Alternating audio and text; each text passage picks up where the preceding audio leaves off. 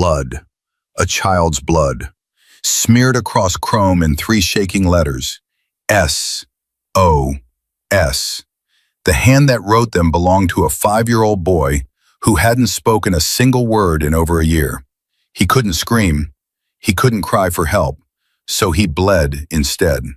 And the man whose motorcycle he chose, a Hells Angels president named Cole Brennan, would burn down an entire trafficking network to answer that silent scream. This is a true story of courage, fury, and the moment an outlaw biker became a child's last hope. If you believe heroes can come from the most unexpected places, please subscribe to our channel and follow this story to the very end. Drop a comment and tell us what city you're watching from. We want to see how far Danny's story reaches. Cole Brennan killed the engine and sat still. 36 Harleys rumbled to silence behind him.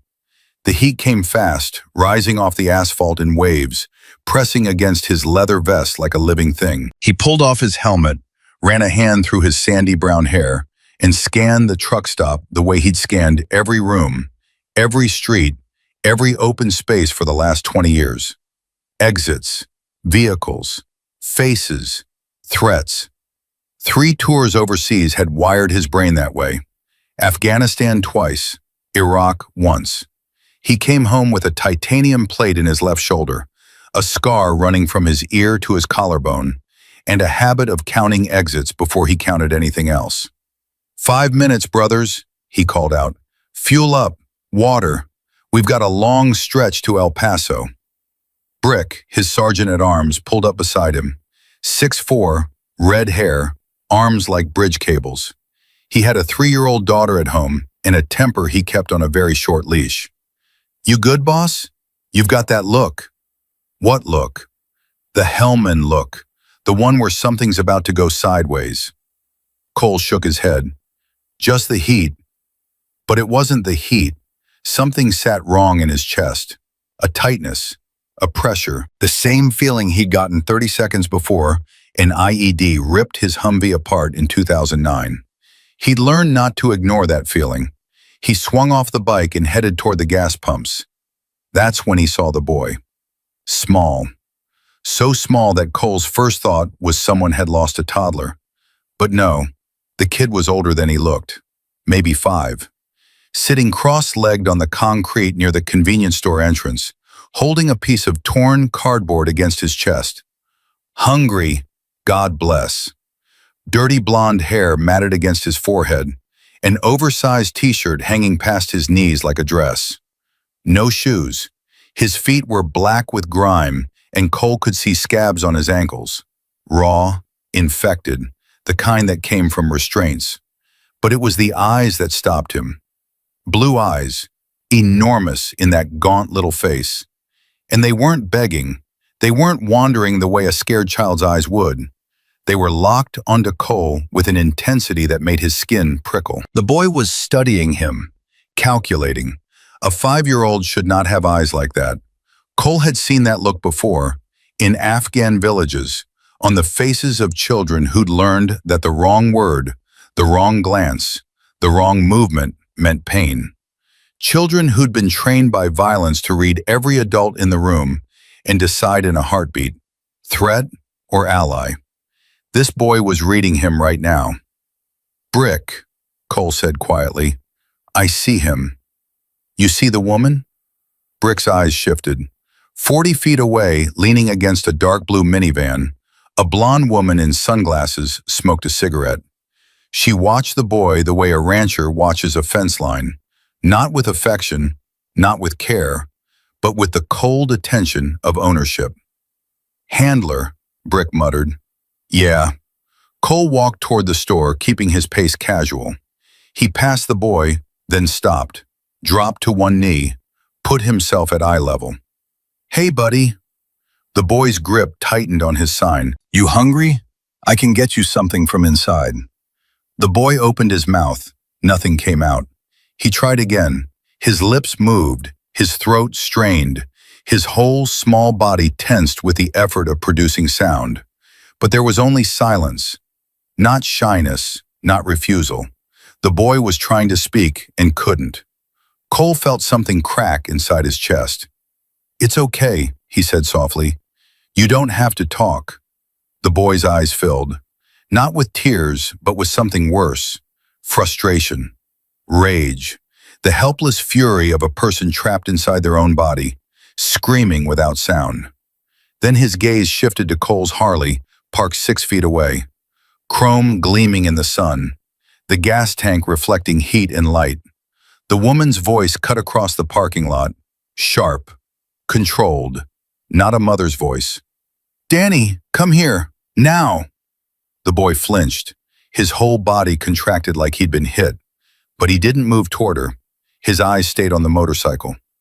"Danny, I said now!" Cole watched the woman push off the minivan and start walking, fast. Her cigarette hit the ground. Her hand was already reaching for the boy, and Danny moved, not toward the woman, toward the bike. His small fingers found the rear fender, a spot where a bolt stuck out, an edge Cole had been meaning to file down for months. Danny pressed his palm against it and dragged. "Whoa, hey!" Cole reached for him. Blood welled immediately, bright red against skin so pale it was almost translucent. The boy didn't cry, didn't flinch. He'd done this before, hurt himself deliberately with a precision that turned Cole's stomach. Danny pressed his bleeding palm against the chrome gas tank and began to write. S. Cole froze. O. The world went quiet. S. 3 letters, dark red against silver chrome. Written by a 5-year-old boy who had no voice, no words, no way to scream. So he'd made his own voice out of blood and desperation. Cole stared at those letters. In 20 years of military service, in firefights and ambushes, and the worst humanity could produce, he had never seen anything that hit him this hard. A child who cut himself open just to ask for help. The woman reached them. Her hand clamped down on Danny's arm and yanked. "I'm so sorry, sir. He's got problems. Not right in the head. Always touching things. Come on, Danny. Stupid boy." She pulled. Danny's feet dragged on concrete. His eyes never left Cole's face. Those blue eyes held one question. "Are you going to help me?"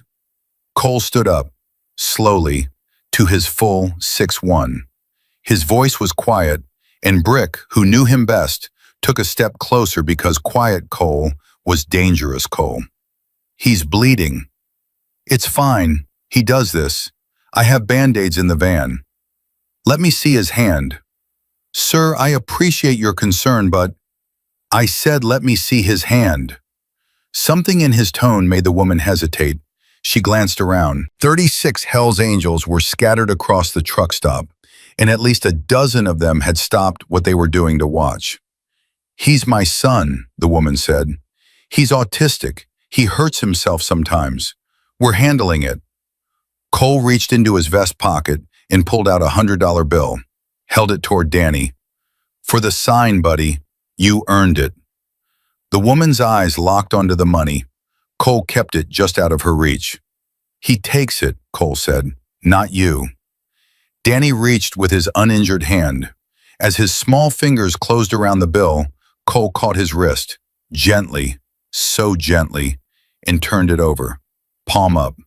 Scars, dozens of them, small, round, evenly spaced, cigarette burns, some old and white, some fresh and pink, a constellation of deliberate cruelty mapped across a child's skin.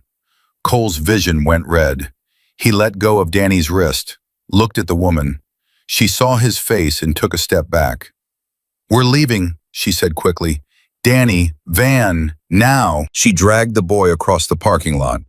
Danny looked back once.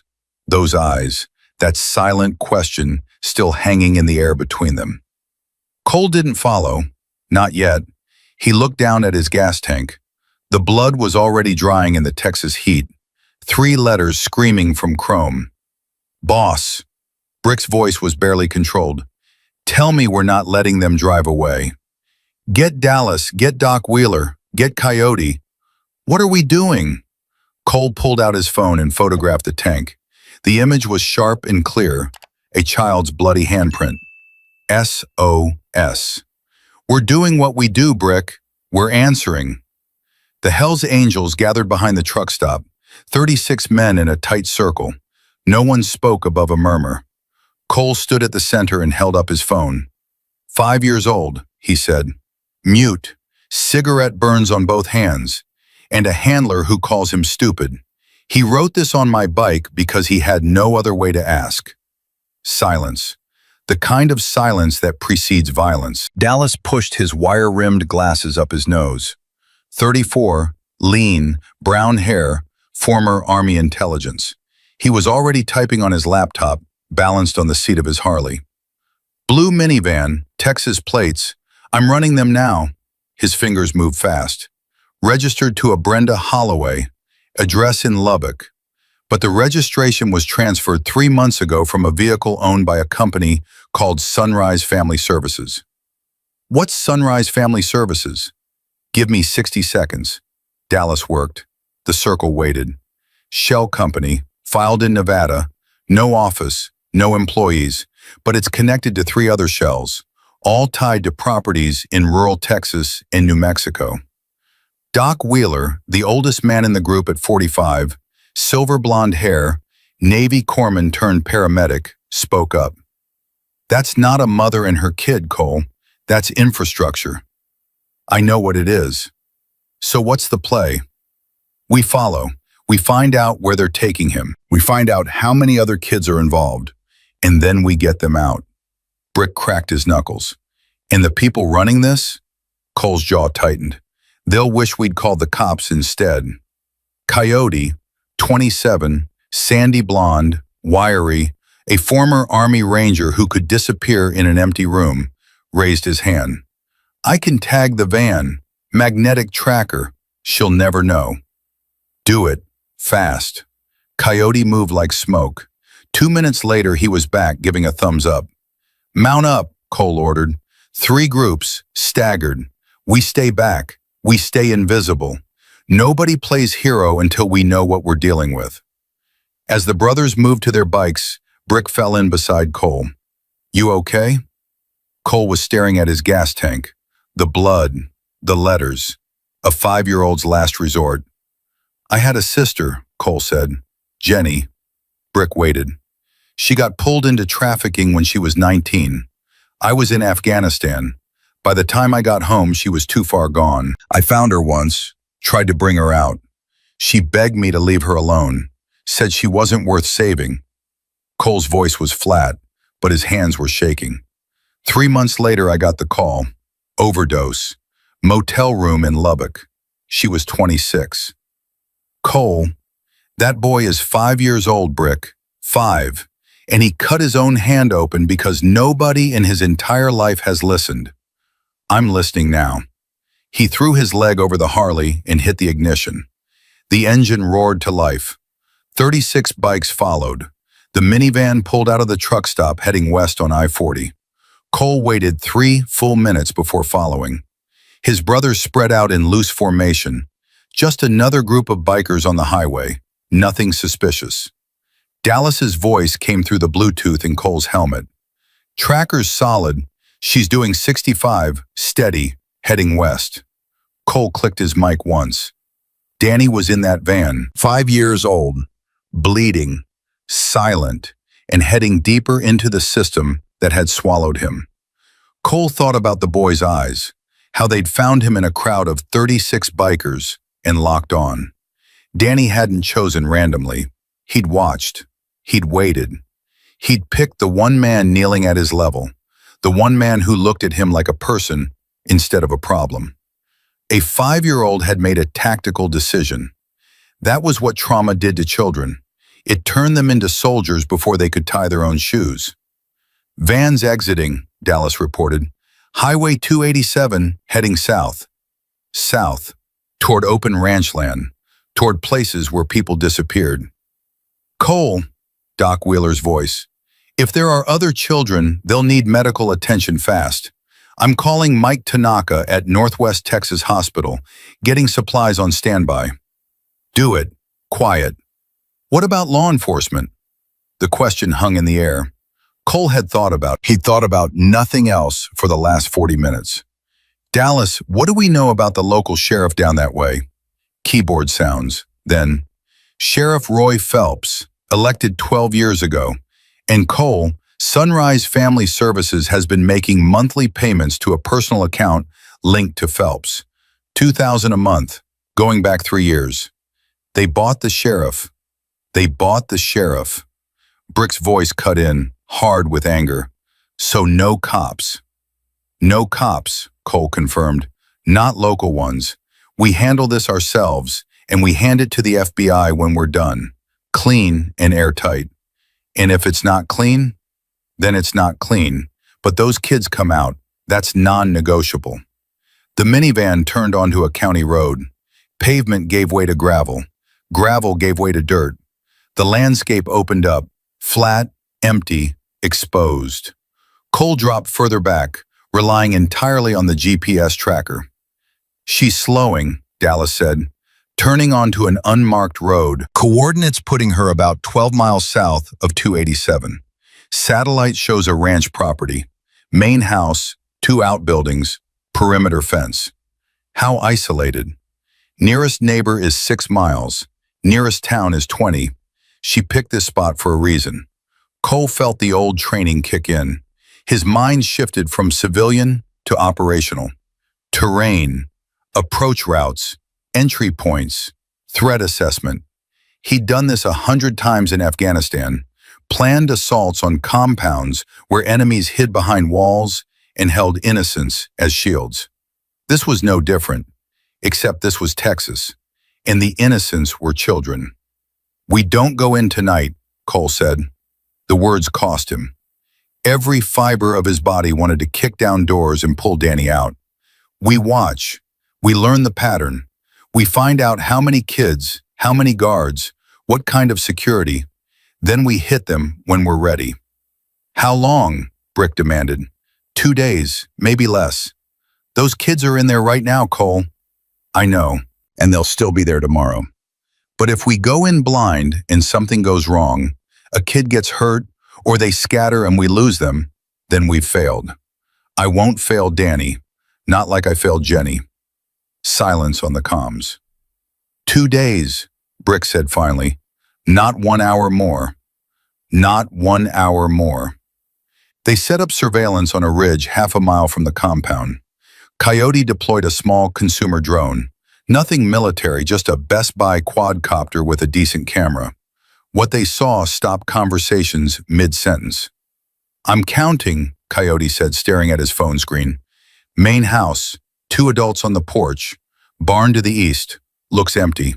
But that second building, the long one, looks like an old bunkhouse. He went quiet. Coyote, report. I'm seeing movement in the windows, small shapes. Cole, there are kids in there. I count at least 8. 8 children, plus Danny. At least 9 kids held on a ranch in the middle of nowhere, guarded by people who'd bought the local law. Cole's hands gripped the handlebars of his parked Harley so hard the leather groaned.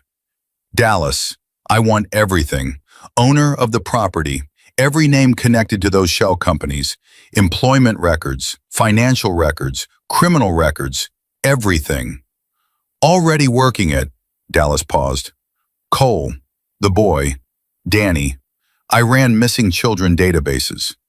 And Daniel Torres, age 5, reported missing from a foster home in San Antonio 14 months ago. Case went cold in 2 weeks. His file notes selective mutism. He stopped speaking after witnessing severe domestic violence at age 3. 14 months. A little boy who couldn't speak had been missing for 14 months, and nobody had found him. Nobody had looked hard enough. The system had shrugged and moved on. There's more, Dallas continued. The foster home he disappeared from? It was run through a placement agency. Agency name, Bright Horizons Child Services. Bright Horizons is a subsidiary of Sunrise Family Services. They took him from inside the system, Cole. They were supposed to protect him, and they sold him. Cole closed his eyes. Behind them, he saw Jenny's face. 19 years old, trusting the boyfriend who would destroy her life. Danny, 3 years old, placed in a foster home that would traffic him. The same machine with different faces. It chewed up the vulnerable and spat out profit. Who runs it? Cole asked. Not the shells, not the woman. Who's at the top? Dallas took a breath. A man named Victor Hale, 48, former foster care caseworker in Lubbock. Licensed for 12 years before he quit to start his own placement agencies. He's smart, Cole. Multiple layers of legal insulation. On paper, he's a child welfare consultant. And off paper? Off paper, he's been running kids through a circuit across 4 states for at least 6 years. Begging operations, labor, and... Dallas stopped. Say it. Private sales. Special requests from buyers. Doc Wheeler turned away and vomited. Nobody blamed him. Cole opened his eyes, looked at the compound in the distance. Somewhere in that bunkhouse, Danny was sitting in the dark. Maybe drugged, maybe hurt, definitely alone. Not for much longer. Brick. Yeah. Call every brother who can ride. I don't care if they're in Amarillo, Lubbock, or Dallas. I want 50 men here in 48 hours. Full commitment. No one who isn't ready for what comes next. And what comes next? Cole looked at his gas tank one more time. The blood had dried to rust brown now, but those 3 letters were still clear, still screaming. We're going to tear this place apart, and every child in that building is going home. Brick nodded once. Then he pulled out his phone and started making calls. The sun dropped below the horizon. The desert went dark. And on a ridge overlooking a ranch where children were held in silence, 36 men in leather vests kept watch through the night. Waiting. Planning.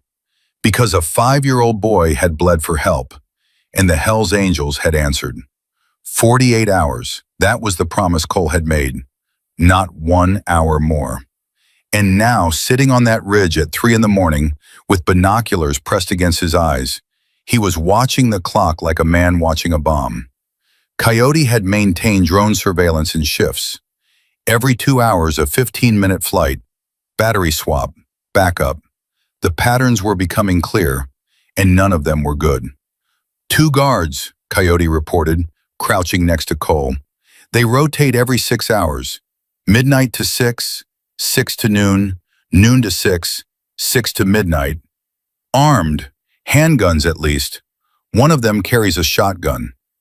Dogs? 2 German shepherds. They run loose inside the fence from sundown to sunup. During the day, they're chained near the main house. The kids? Coyote hesitated. That hesitation said more than words. Talk to me. They bring them out twice a day, morning and evening, single file from the bunkhouse to the main house and back. They walk with their heads down, Cole, every single one of them, and they're being led by the woman, Brenda. She counts them going in and counts them coming out. Like inventory. Yeah, like inventory. Cole lowered the binoculars. His jaw ached from clenching. Danny? I spotted him this morning. He's the smallest in the line. He was limping. Cole said nothing for a long time. The desert wind pushed against them, dry and indifferent. Where's Dallas? In the van with his laptop. He hasn't slept. Neither have I. Get him. Dallas arrived 2 minutes later, laptop under his arm, glasses smudged, eyes bloodshot. But his voice was sharp. Exhaustion hadn't touched his mind. I've been deep in Sunrise Family Services financial records. It took me all night to crack the layering, but I've got the structure now. Give me the short version. Victor Hale runs everything. He's got 4 shell companies feeding into a central account in the Cayman Islands. Money flows in from 2 sources. The begging operations, which are small change, maybe 10 to 15,000 a month. But the real money comes from private sales. How much? Dallas swallowed. 50 to 200,000 per child. Depending on age, younger kids go for more. Doc Wheeler, who had walked up behind them, made a sound like he'd been punched. Per child? Per transaction. Some kids are sold multiple times, rented out, returned, Resold. It's a rental market.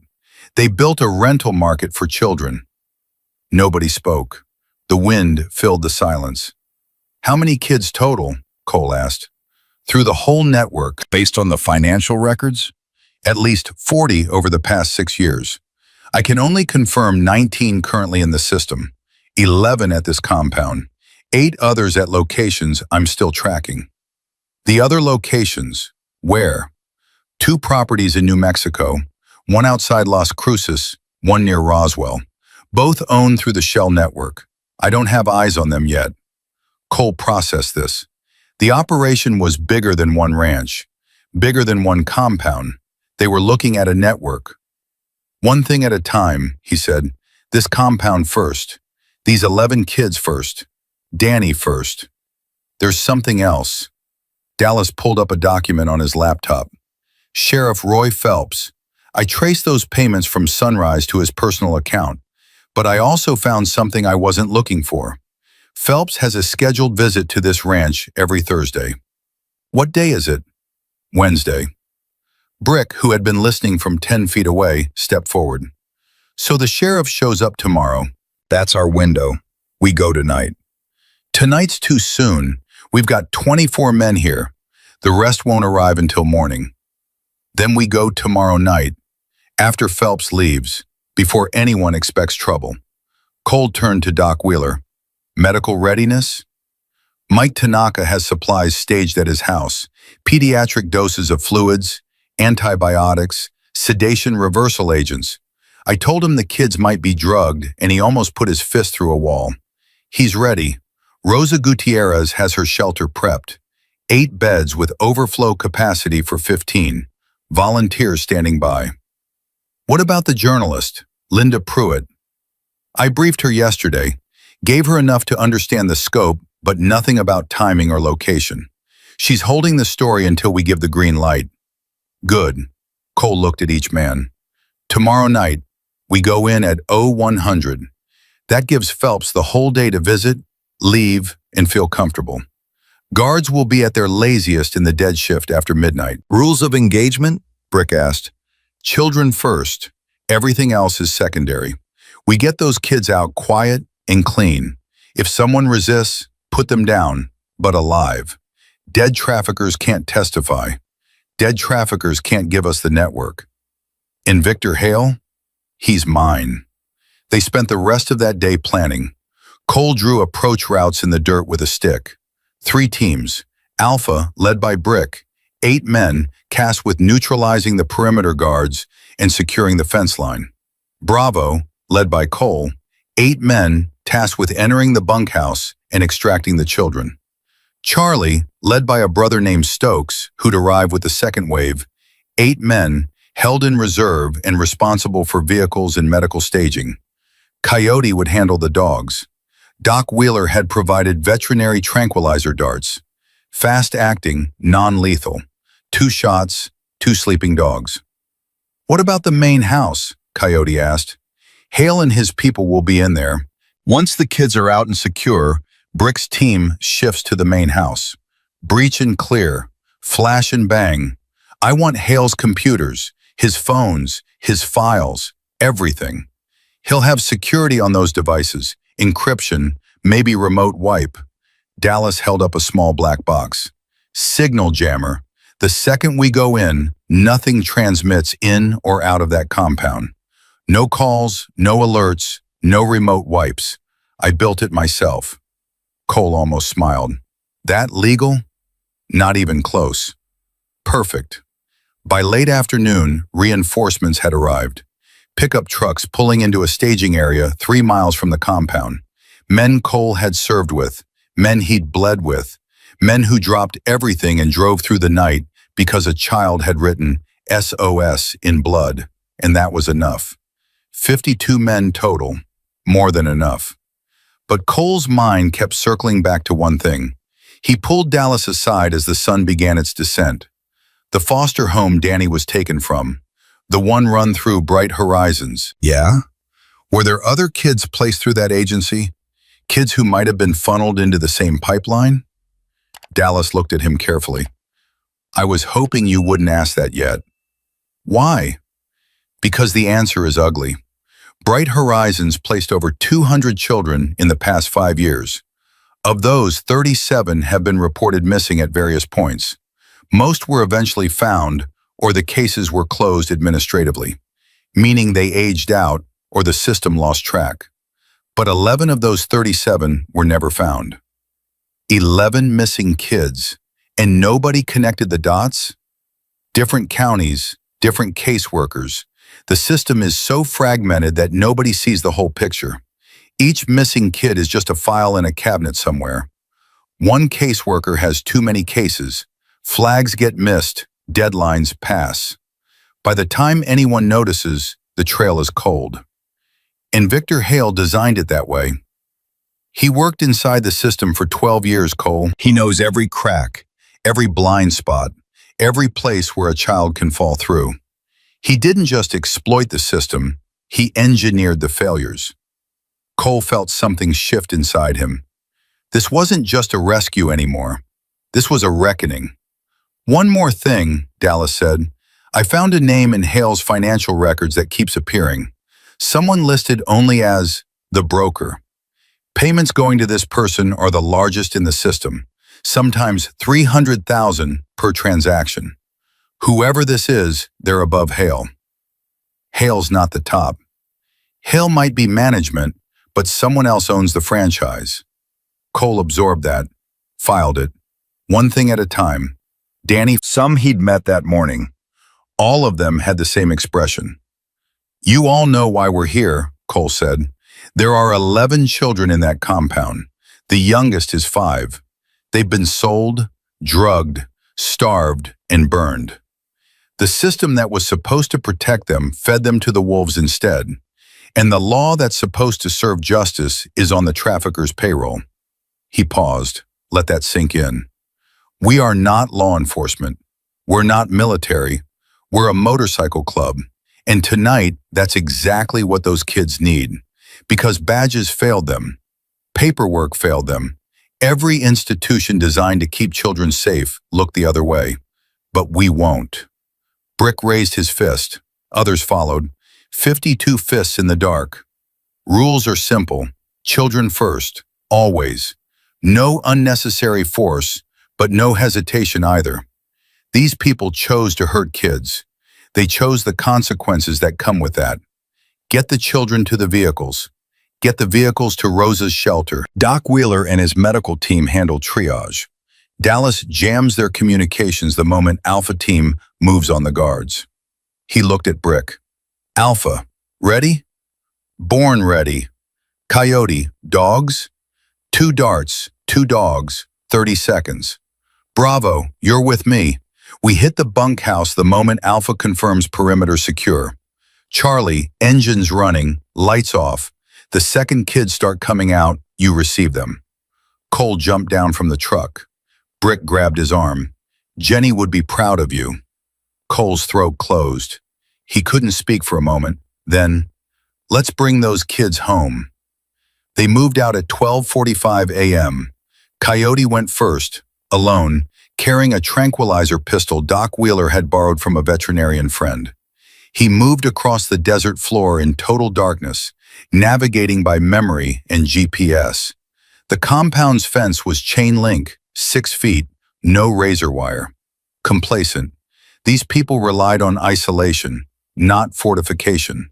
The dogs found Coyote before he found them. 2 dark shapes racing along the fence line, low growls building in their throats. Coyote knelt, steadied his breathing, and fired twice. 2 soft impacts, 2 startled yelps.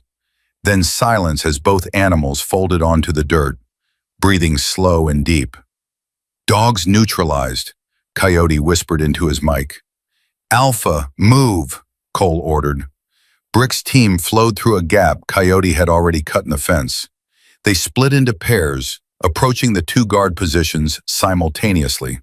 The first guard sat in a folding chair near the main house, head bobbing, fighting sleep and losing.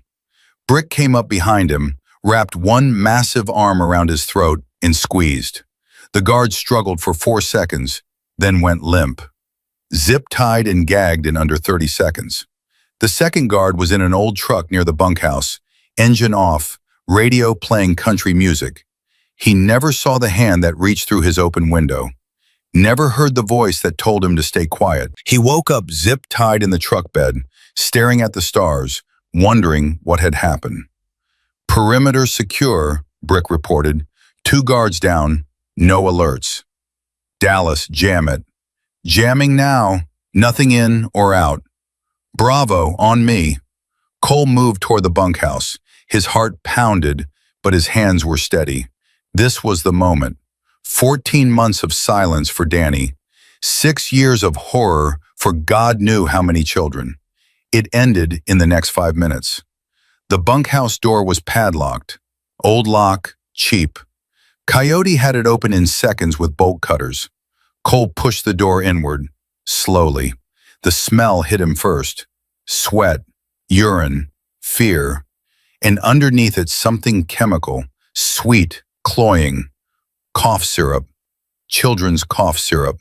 They'd been sedated. He clicked on a red-filtered flashlight. Low light, enough to see without blinding. Cots lined both walls. Small bodies curled under thin blankets. Some were motionless, deeply drugged. Others stirred restlessly, caught in chemical sleep. One adult sat in a plastic chair near the back wall. A man, mid-20s, earbuds in, scrolling his phone, which was now a useless brick thanks to Dallas's jammer.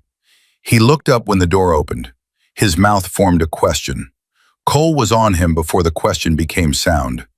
Hand over mouth, arm behind back, face pressed to the floor, zip ties on wrists and ankles, gag in mouth. Done in 8 seconds. Clear, Cole whispered. Bravo team entered. 8 men moving carefully between the cots. Counting. 11, someone confirmed. Cole moved down the row, checking each child. Girls and boys, ages maybe 6 to 12. All thin, all marked, bruises, scabs, burns. Evidence of sustained, systematic abuse. He found Danny at the end of the row, far corner, smallest cot. The boy was awake. Of course he was awake. Danny had survived 14 months by never truly sleeping. His blue eyes caught Cole's flashlight and went wide. Cole knelt beside the cot. Hey, buddy, remember me? The motorcycle. Danny stared at him. His whole body trembled. Then slowly he reached out and touched Cole's leather vest. His fingers found the Hells Angels patch and traced the letters. That's right, Cole whispered. We got your message. We're here. Danny's face crumbled. Not with tears, with relief. The kind of relief that comes when you've held your breath for so long, you've forgotten what air tastes like, and someone finally opens the window. I need your help, buddy. We're taking everyone out, but some of the other kids are going to be scared. They don't know us, but they know you. Can you help them understand it's okay? Danny nodded. He slid off his cot, barefoot, shivering, wearing nothing but an oversized shirt. He walked to the next cot, a girl, maybe 7, and shook her gently. She woke, confused, groggy from the drugs. Danny put his hand on her arm and pointed at the bikers. Then he nodded. It's okay. The girl looked at Cole, at his vest, at the men in leather, and she reached for Danny's hand. One by one they woke the children. Some couldn't walk, too heavily sedated. The Hells Angels carried them. Brick came in from perimeter duty and lifted 2 kids, one in each arm. Tears ran into his red beard and he didn't bother wiping them.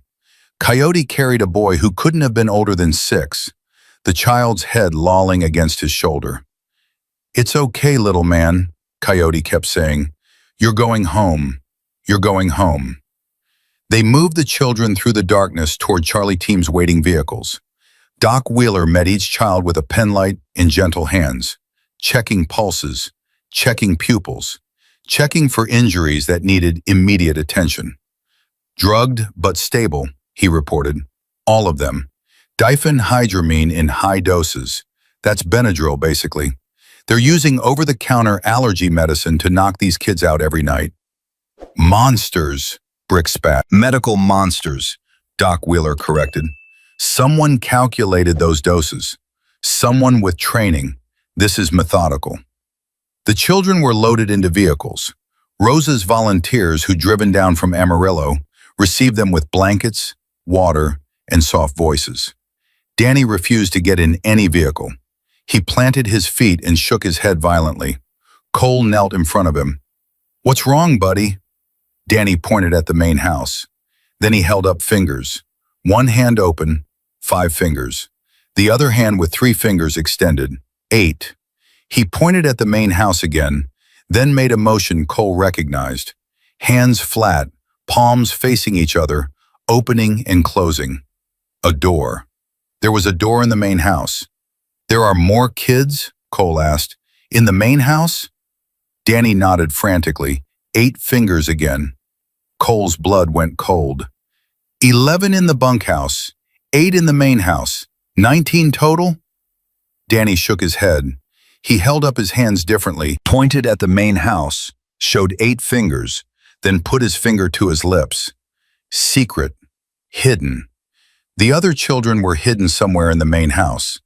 A basement. A locked room. Somewhere the regular guards didn't even know about.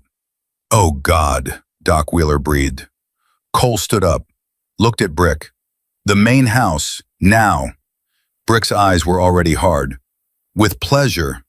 Cole turned back to Danny. "Get in the truck, buddy. You've done your job. Let us do ours now." Danny shook his head again. He grabbed Cole's hand with both of his and held on. His eyes said everything his voice couldn't. "Don't leave me."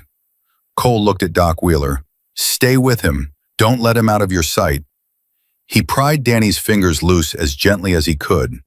The boy's face twisted with panic, but Doc Wheeler was there, kneeling down, speaking softly.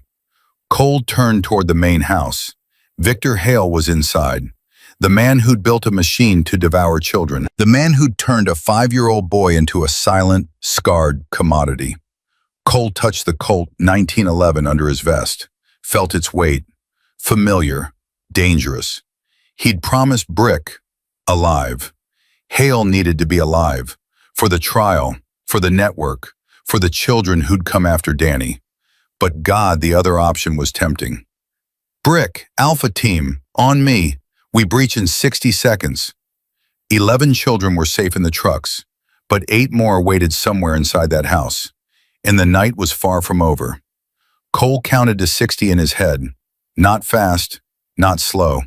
The way he'd been taught in Helmand Province, where rushing through a door got men killed and waiting too long got hostages executed. Somewhere between urgency and discipline, there was a rhythm. He found it now.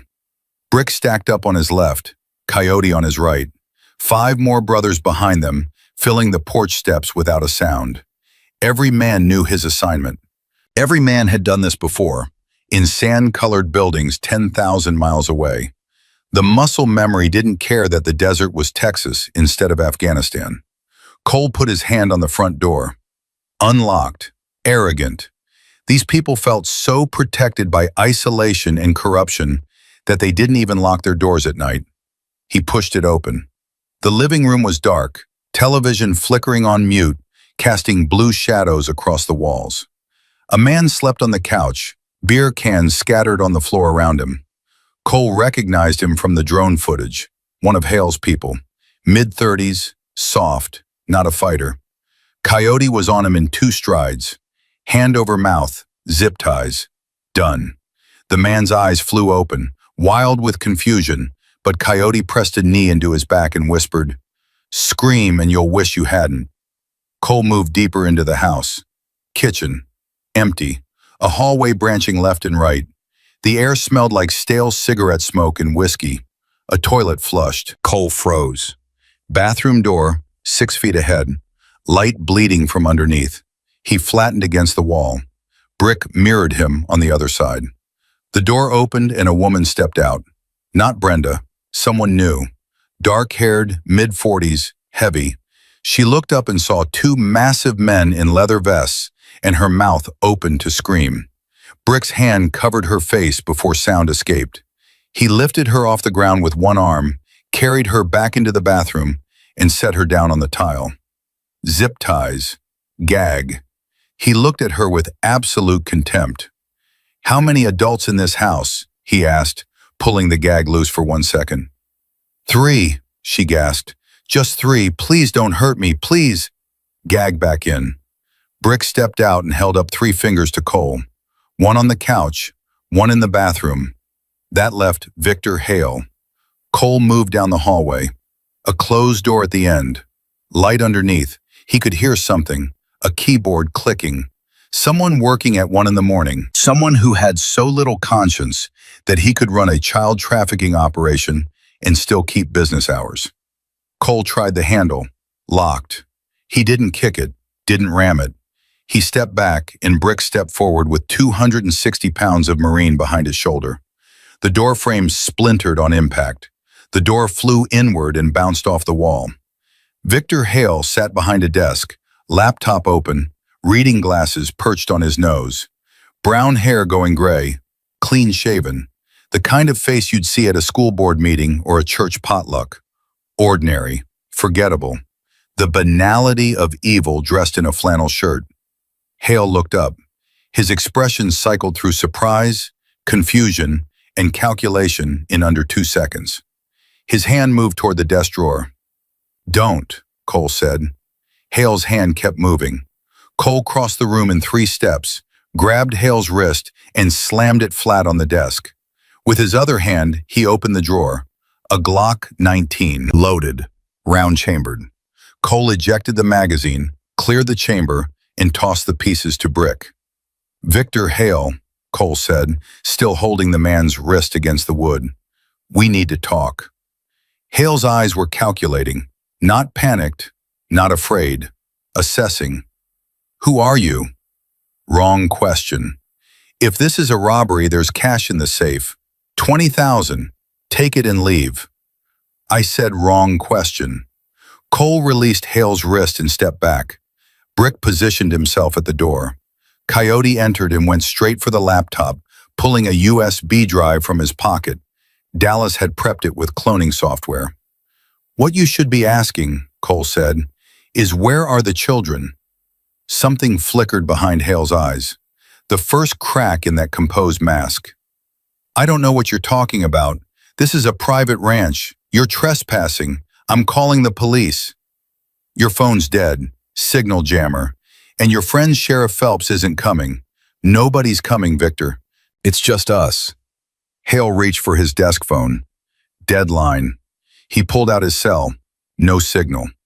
For the first time, real fear touched his face. "The bunkhouse is empty," Cole continued. 11 children are on their way to safety right now. Your guards are zip-tied. Your staff is restrained. Your operation is finished." Hale's composure cracked further. His breathing changed. His pupils dilated. "You don't understand what you've done. There are people above me.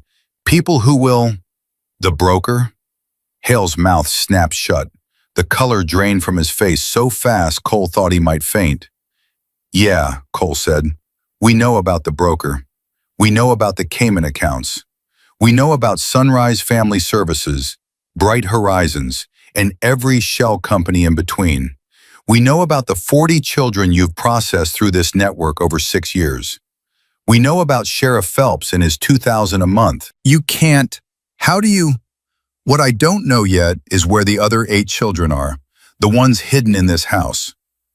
Hale's reaction confirmed everything. His body jolted like he'd been electrocuted. His eyes darted involuntarily, left and down, toward the floor. Basement. "Coyote," Cole said. "Find the basement." "There's no basement," Hale said quickly. Too quickly. "Left and down. That's where you looked. Brick, watch him." Brick put a hand on Hale's shoulder and pressed him into his chair. The pressure said everything words didn't need to. Cole followed Coyote into the hallway. They checked every door, every closet. Nothing. Then Coyote stopped in the kitchen, staring at the floor. "Cole, this rug." A large area rug under the kitchen table. Coyote pulled the table aside and flipped the rug. Underneath, a trap door. Heavy wood with a recessed handle and a padlock. Bolt cutters, Cole said. Coyote had them. The lock parted. Cole gripped the handle and pulled. The smell rose up from below like something alive. Mildew. Human waste. Something sour and biological that made Cole's eyes water. But underneath all of it, the unmistakable smell of children. That specific combination of sweat and fear and unwashed hair that he'd encountered in Afghan villages where kids were kept in root cellars by warlords. Jesus Christ, Coyote whispered. Wooden stairs descended into darkness. Cole pulled his flashlight and went down first. The basement was unfinished. Concrete floor, bare bulbs overhead, all dark. Cole's flashlight beam swept across the space and found them. 8 children, sitting on the floor against the far wall. No cots, no blankets, just concrete and cold. They sat perfectly still, perfectly silent, their eyes reflecting the flashlight like animals caught in headlights. The youngest was a girl, maybe 4 years old. She sat in the lap of an older boy, maybe 12, who had his arms wrapped around her protectively. His face was hard, old. He looked at Cole with an expression that said, "I will kill you before I let you touch her." Cole holstered his flashlight in his vest and held up both hands, palms out, empty. "My name is Cole. I'm not here to hurt you. I'm here to take you out of here." Nothing. No movement. No sound. They'd been trained into silence so thorough that even potential rescue couldn't crack it.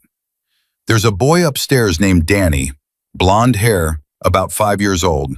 He told us you were down here." The older boy's eyes narrowed. "Danny can't talk." Cole nearly staggered. Someone was talking. The kid was talking.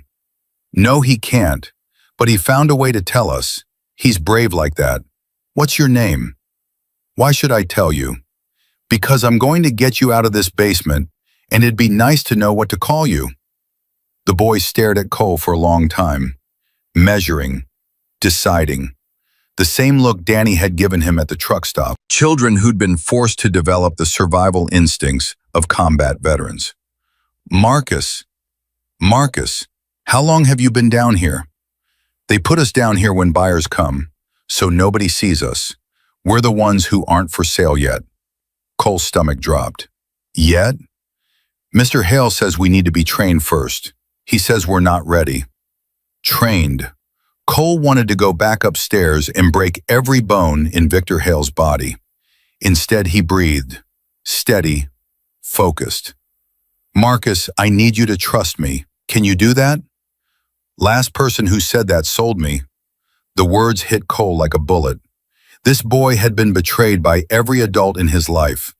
Why would a leather-clad stranger at 1 in the morning be any different? "Fair enough," Cole said. "You don't have to trust me, but can you walk? Can the others walk?" "Some of them. Gracie can't." He looked down at the small girl in his lap. "Her legs hurt. She doesn't tell anyone, but I can tell. I've got a friend outside. He's a doctor, a real one. He can help Gracie." "Doctors don't come here." "This one did. He drove 4 hours to be here tonight. For you. For all of you." Marcus looked at the other children. Some silent communication passed between them, the kind of language that develops between people who share suffering. Then he looked back at Cole. "If you're lying, I'll know." "I'm not lying, Marcus." "Prove it." Cole unzipped his vest pocket and pulled out his phone. He showed Marcus the photo, his Harley's chrome tank with Danny's bloody SOS. "Danny wrote that, on my motorcycle, at a truck stop. He couldn't scream, so he bled, and I'm here because of those 3 letters. That's my proof." Marcus stared at the photo. His hard face trembled, just for a second, the 12-year-old armor cracking just enough to let the child underneath peek through. "Okay," he whispered. "Okay. Get us out." Cole radioed up. "Doc, I need you inside. Basement, 8 children. 1 can't walk. Bring everything." Doc Wheeler came down those stairs with his medical bag and took one look at the children and had to stop. He pressed his hand against the wall and took 3 breaths. Then he knelt beside Gracie and became the professional these children needed. "Hey there, sweetie. I'm Doc Wheeler. Can I look at your legs?" Gracie buried her face in Marcus's chest. Marcus whispered something to her. She peeked out. Doc Wheeler smiled, the warm, patient smile of a man who'd held dying soldiers steady and could certainly hold a frightened 4-year-old's gaze. "Does this hurt?" he asked, gently touching her shin. Gracie nodded. "How about this?" A wince. Doc Wheeler's face tightened, but his voice stayed gentle. "Okay, sweetie, I'm going to carry you upstairs, and then we're going to make your legs feel much better. Is that okay?" Gracie looked at Marcus. Marcus nodded.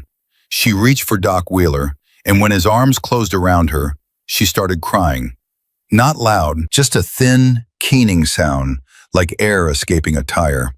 The sound of a child who'd forgotten what kindness felt like and couldn't quite handle remembering. Doc Wheeler carried her up the stairs. His own tears fell silently into her hair. Cole helped Marcus to his feet.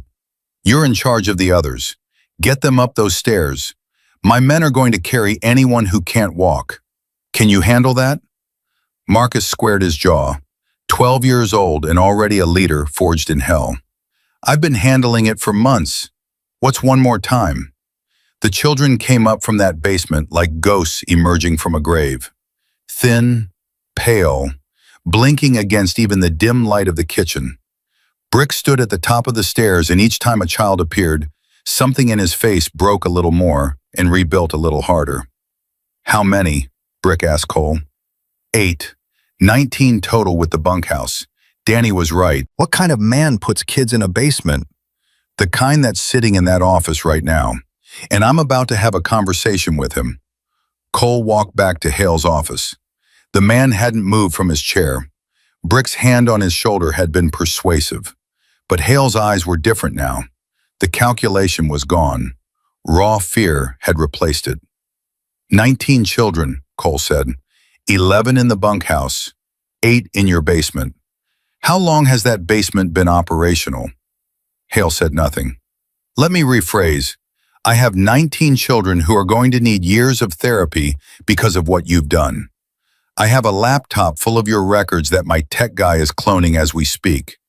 And I have your full name, your network, in about 30 minutes before I call the FBI.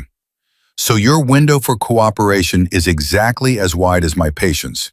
And Victor, my patience is very, very thin right now. I want a lawyer. You'll get one when the FBI arrives. But right now, I'm not the FBI. I'm the guy whose motorcycle your victim chose to bleed on.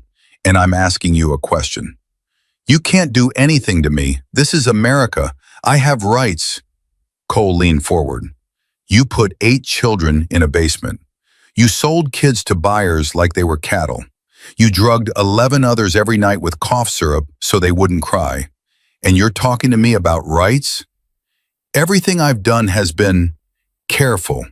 The next words out of your mouth better not be legal. Because I have a Marine behind me who's been looking at pictures of cigarette burns on a 5-year-old's hands for 3 days.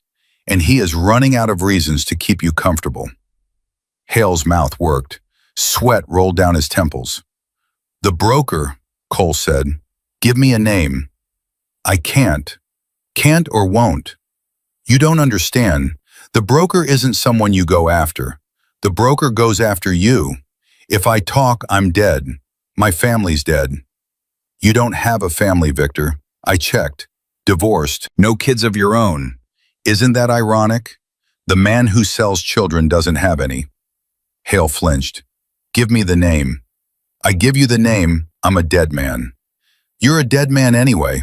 The question is whether you spend your last years in protective custody or in general population. You know what happens to child traffickers in Gen Pop, Victor? Hale's hands were shaking now.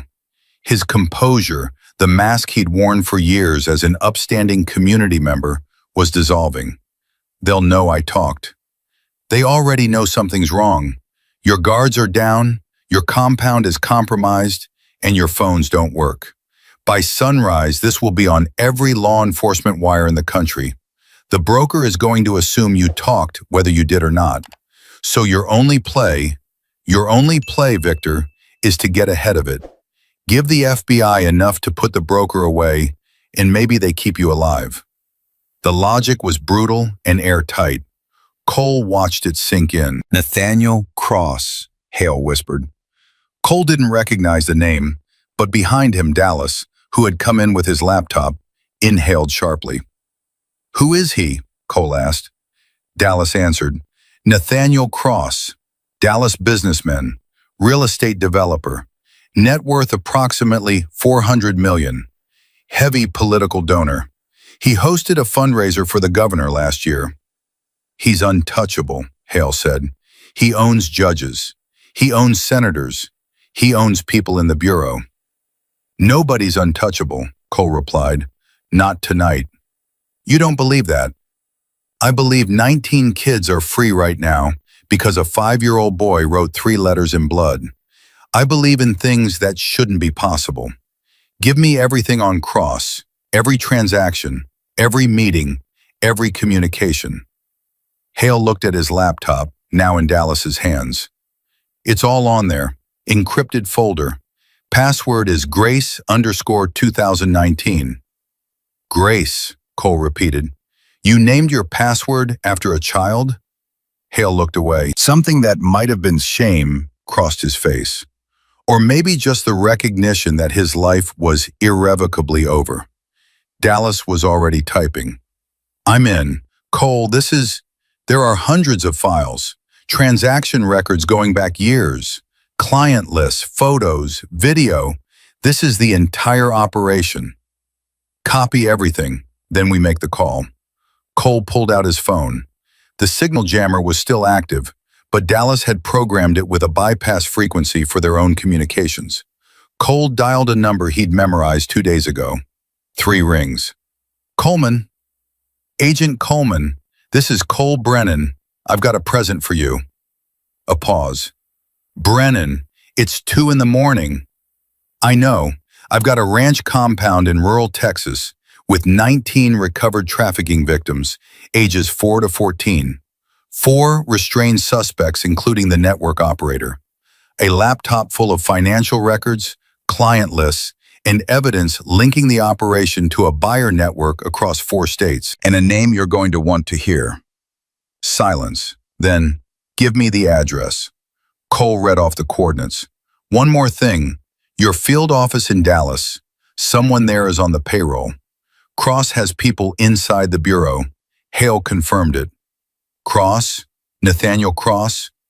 You know the name. Everyone in Texas knows that name. Brennan, if this is what you're saying it is, it's bigger than what I'm saying. Get here fast. And bring people you trust. Only people you trust. 3 hours. Don't let anyone leave that property. Nobody's leaving. Not until those kids are safe. Cole hung up.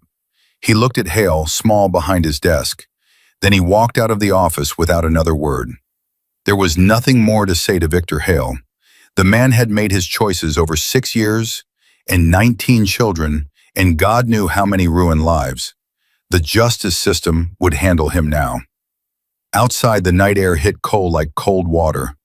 Clean, after the smell of that basement, after the suffocating evil inside that house.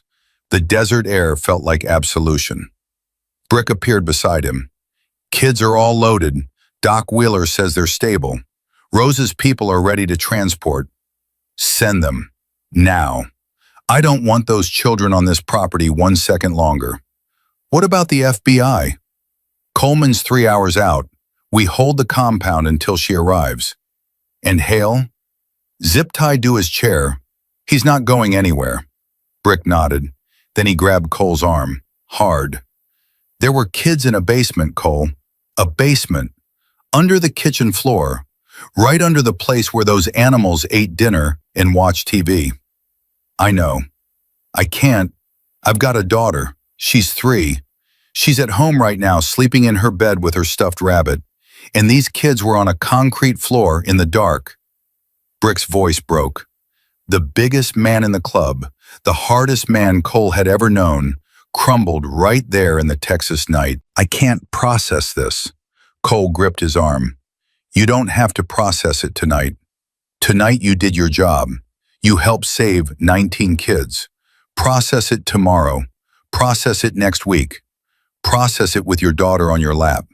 But tonight, brother, you were exactly where you needed to be. Brick wiped his face with the back of his hand, nodded once, walked away to help with the transport. Cole stood alone for a moment. His phone buzzed. A photo from Doc Wheeler, already in one of the transport vehicles. Danny, wrapped in a blanket, sitting on Doc Wheeler's lap, awake, those blue eyes looking directly at the camera. And next to Danny, Marcus, the 12-year-old who'd protected 8 children in a basement, his arm around Danny's shoulder. 2 boys who'd survived the unsurvivable. Cole saved the photo. Then he looked up at the stars, endless, ancient, indifferent to the horrors that humans inflicted on each other, and the fragile, desperate acts of courage that sometimes, just sometimes, tip the scales back towards something worth believing in. His phone buzzed again. Dallas. Cole, I'm still going through Hale's files. There's a folder marked Pipeline Active. It's got dates, locations, and names. 8 other operations besides this one. Cole, there are kids in all of them. How many? If these numbers are right, and I think they are, at least 60 children across 4 states, maybe more. 60 children. Cole closed his eyes. He thought about Danny's hand, the blood, the chrome, 3 letters that had started all of this. Save everything, everything, Dallas. We're handing it all to Coleman. Already done. Cole looked at the compound, at the broken door, at the guards zip-tied in the dirt, and the dogs sleeping peacefully, and the house that had hidden nightmares beneath its kitchen floor. This was one operation, one node, one ranch in the middle of nowhere, and it connected to 8 more, 60 children. He walked to his Harley, parked at the edge of the compound, ran his fingers across the gas tank. Danny's message was still there, faded now, rust brown, but legible. SOS. 3 letters from one small boy had opened a door that could never be closed again. And behind that door was a darkness so vast, so organized, so deeply embedded in the systems meant to protect the innocent, that tearing it out would take more than one night, more than one raid, more than 50 men in leather vests. But it had started. Right here, right now, with blood on chrome and a brotherhood that answered. The FDI convoy arrived at 4:47 a.m. 7 black SUVs churning dust down the access road, headlights cutting through the last darkness before dawn. Cole counted the vehicles from where he stood near the main house. 7. Coleman had brought serious weight. The lead SUV stopped 10 feet from Cole. Agent Karen Coleman stepped out. Mid-50s, silver-streaked hair pulled tight, no makeup, the kind of face that had seen too many crime scenes to be surprised by anything. But when she looked at the compound, the zip-tied guards, the broken front door, the Hell's Angels standing watch at every corner, something flickered across her expression. Respect, maybe, or disbelief. Brennan, Coleman, she looked at him for a long beat. You want to tell me what happened here? We stumbled onto a trafficking compound while on a charity ride, made a citizen's arrest, secured the premises, called you. Stumbled onto it. That's what happened. Coleman glanced at the guards on the ground, at Brick's massive frame blocking the front door, at Coyote perched on the porch rail cleaning his fingernails with a pocket knife. Quite a stumble. We're clumsy. She almost smiled. Almost. Then she was all business. Where are the children? Safe, off-site, 19 total, 11 recovered from a bunkhouse on the property, 8 from a concealed basement under the kitchen. They're receiving medical care at a secure location. I'll need that location. You'll get it when I'm satisfied your team is clean. Coleman's eyes hardened. Excuse me? Victor Hale, the operator he zip-tied in his office down the hall, gave us a name. Nathaniel Cross, and he said Cross has people inside the bureau. Coleman went very still. The kind of still that told Cole his words had landed exactly where they needed to. Nathaniel Cross, she repeated. Dallas real estate developer. Political donor. Worth $400 million. According to Hale, he's the broker, the top of the network. And he's got protection at every level. State, local, federal. I know who Nathaniel Cross is, Brennan. I've had his name circled on my board for 2 years. But every time we get close, evidence disappears. Witnesses recant. Cases collapse. They won't collapse this time. Cole gestured toward the house. Hale's laptop has everything. Client lists, financial records, transaction histories going back 6 years. My tech guy cloned the drive before you arrived. The originals are untouched for your forensics team. Your tech guy. Concerned citizen with computer skills. Coleman studied him. Brennan, I'm going to be honest with you. What you've done here tonight is simultaneously the most illegal and the most effective counter-trafficking operation I've seen in 20 years. If this goes to trial, a defense attorney is going to tear apart the chain of evidence. Warrantless entry, unauthorized detention, civilian operation. The children are alive. I know.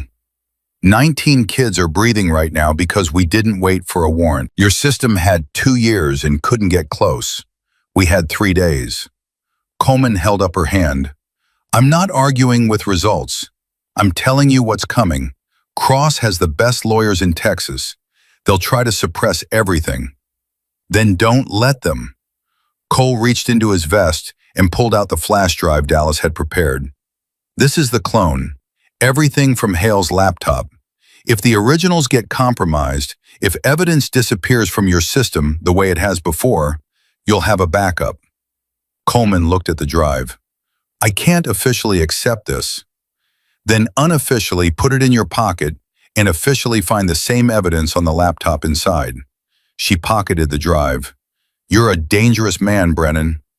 Only to people who hurt kids. Coleman's team swept through the compound for the next 3 hours. Cole watched them work, photographing, cataloging, bagging evidence. Hale was transferred to a federal vehicle, his wrists now in proper handcuffs instead of zip ties. He didn't look at Cole as they led him past. He didn't look at anything. The man had collapsed inward, hollowed out by the certainty of what was coming. Brenda Holloway was pulled from where Coyote had restrained her in the bunkhouse.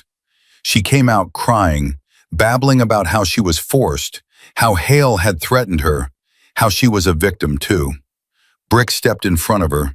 He didn't touch her, didn't raise his voice. He just leaned down and said, I saw the cigarette burns on those children's hands. Want to explain who put them there? Brenda stopped crying. That's what I thought, Brick said, and stepped aside to let the agents take her. By dawn, the compound was an official crime scene.